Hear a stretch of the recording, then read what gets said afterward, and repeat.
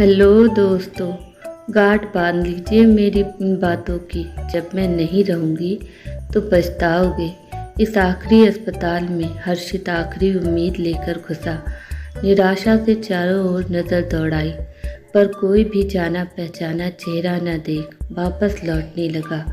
उसके जाते पैरों को किसी के कराहने की आवाज़ ने रोक लिया। मुड़कर देखा, कोने के बेड पर हाथों में नालियाँ वेंटिलेटर लगाए कोई लेटा था। गौर से देखा, वो जानवी ही थी। उसे अपनी आंखों और किस्मत पर विश्वास ही नहीं हो रहा था। वो जानवी के माथे पर हाथ फेरने लगा। जानवी उठो, मैं आ गया हूँ, उठो जानवी। मगर वो बेहोश हो चुकी थी। उसका हाथ अपने हाथों में लिए उससे माफ़ी मांगता, बातें करता हर्षित रात भर जाग रहा। इस भयानक बम विस्फोट में जानवी के बचने को एक चमत्कार मान ईश्वर की खूब मिन्नतें करता रहा।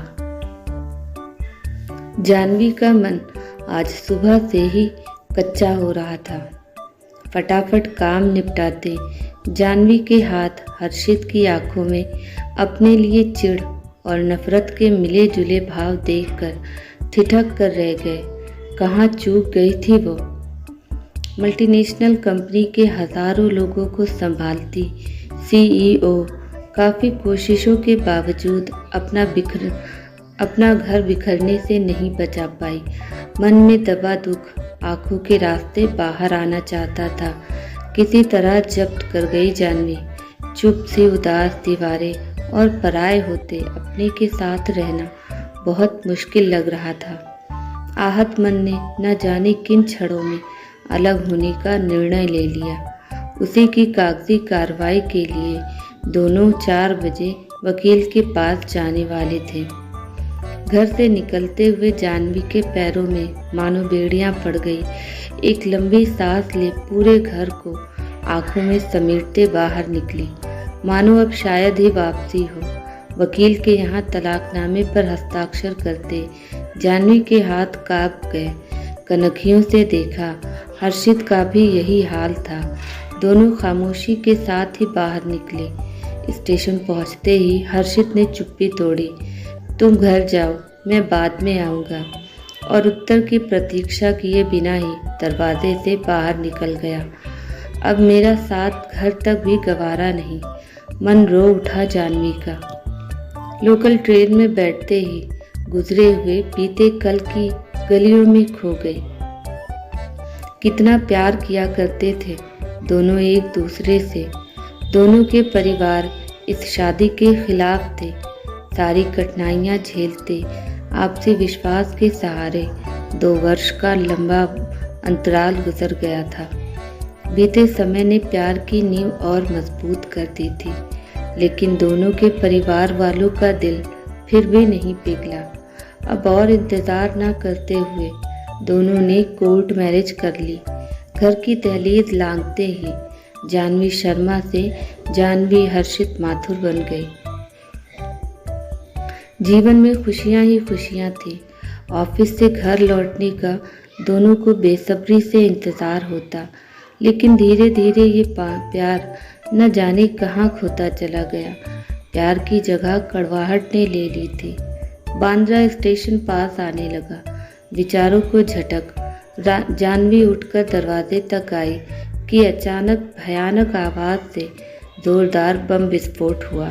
वो कुछ समझ पाती इससे पहले ही जोरदार धक्के से वो दरवाजे के बाहर फेंक दी गई। सिर झंझना उठा। चारों ओर खून ही खून और चीखे। अर्ध चेतनावस्था में ही उसने देखा कुछ लोग उसे उठाकर दौड़ रहे हैं। दर्द की एक टीस पूरे शरीर में फैल गई।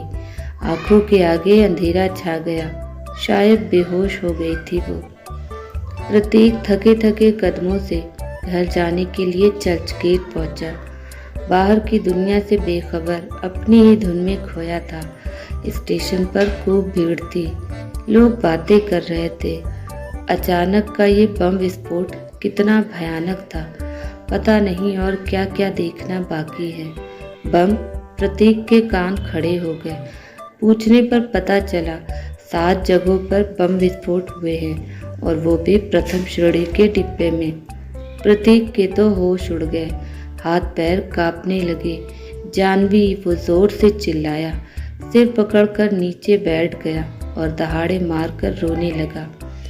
जानवी उसी ट्रेन में थी। लोगों ने प्रतीक को संभाला और उसे फ़ोन करने की सलाह दी। हाँ फ़ोन करता हूँ। कांपते हाथ न जाने कितनी बार डायल करते रहे, पर फ़ोन नहीं लगा। ना ही मोबाइल और ना ही घर का। लगता भी कैसे, लगभग सभी मुंबई वासी, एक दूसरे शहरों में रहने वाले लोग अपने घर वालों और रिश्तेदारों की सलामती जानने के लिए फ़ोन कर रहे थे। सारे नेटवर्क जाम हो गए थे। काफ़ी रात हो गई थी। प्रतीक जल्द से जल्द बांद्रा पहुंचना चाहता था, पर ट्रेनें रद्द हो गई थी।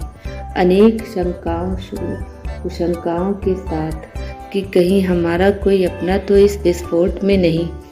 लोग अस्पतालों की तरफ भाग रहे थे।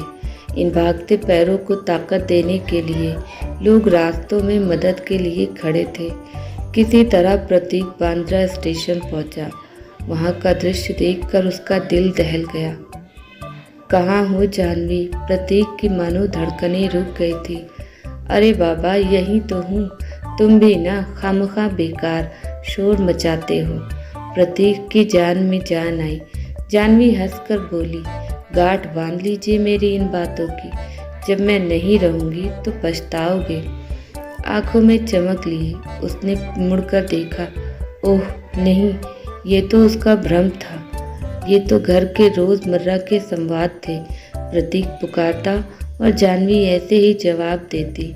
उसकी प्रोजेक्ट रिपोर्ट के लिए रात भर जागती, उसके साथ उसका मार्गदर्शन करती।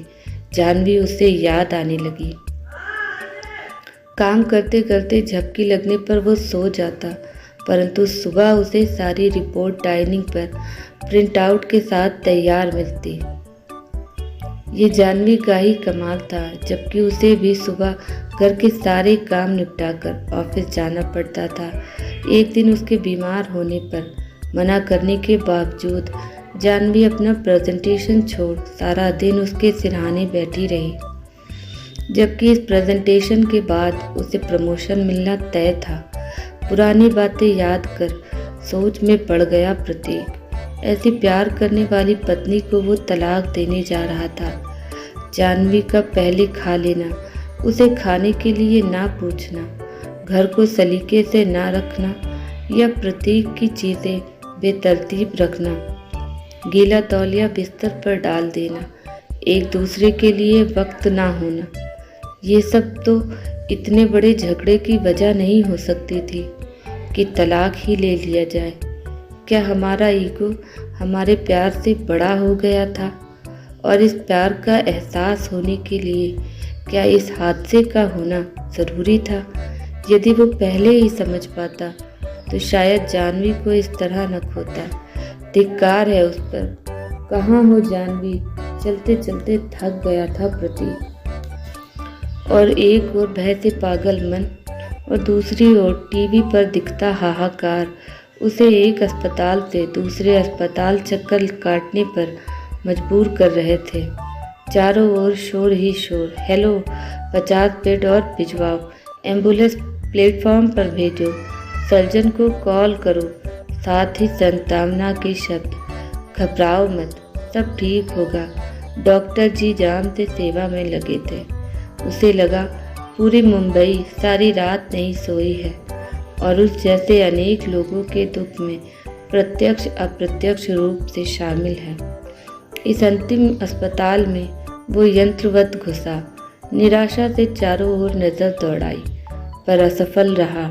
वापस जाते पैरों को किसी के कराहने की आवाज़ ने रोक लिया।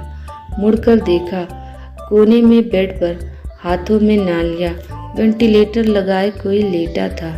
गौर से देखा, वो जानवी ही थी। उसे अपनी आंखों और किस्मत पर विश्वास ही नहीं हो रहा था। वो जानवी के माथे पर हाथ फेरने लगा। जानवी उठो, मैं आ गया हूँ, उठो जानवी। मगर वो बेहोश हो चुकी थी। उसका हाथ अपने हाथों में लिए उससे माफ़ी मांगता, बातें करता प्रतीक रात भर जागा रहा। इस भयानक हादसे में जाह्नवी के बचने को एक चमत्कार मान ईश्वर की खूब मिन्नतें करता रहा। आज पूरे 1 हफ्ते बाद जाह्नवी ने आंखें खोली।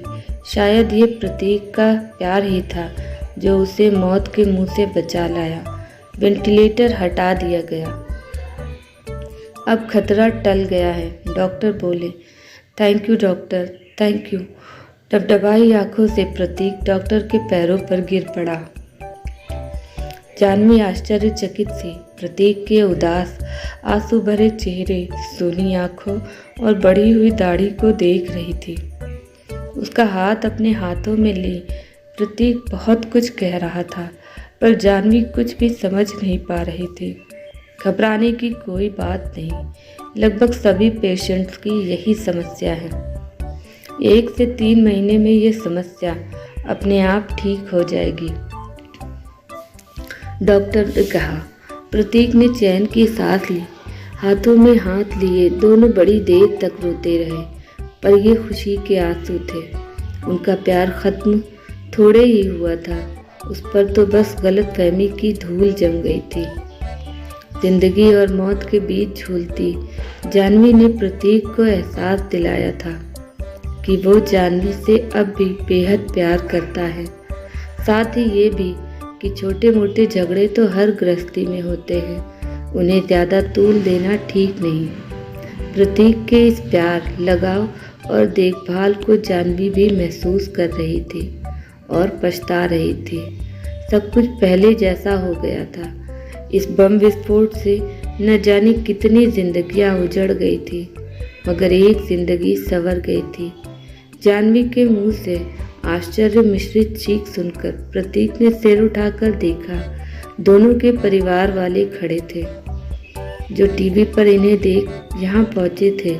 इस भयानक हादसे ने सारी कड़वाहट मिटा दी थी। सिर पर बंधी पट्टी, दोनों हाथों में जलने के जख्म और पैरों में फ्रैक्चर लिए जाह्नवी ने उठने की कोशिश की। बस बहू, जल्दी से ठीक होकर घर आ जाओ, प्रतीक की माँ ने कहा। दोनों खुशी से फूले नहीं समा रहे थे। खुशियाँ फिर लौट आई थी। हाँ, जिंदगी जीत गई थी। आपको ये कहानी कैसी लगी? प्लीज़ कमेंट करके कहानी के बारे में अपनी राय हमें ज़रूर बताएं। अगर आपको ये कहानी पसंद आई हो तो अपने दोस्तों के साथ शेयर करें और ऐसी ही कहानियाँ सुनने के लिए हमारे चैनल से जुड़ें। Thanks for watching. Please subscribe my channel and hit the bell button. Bye bye.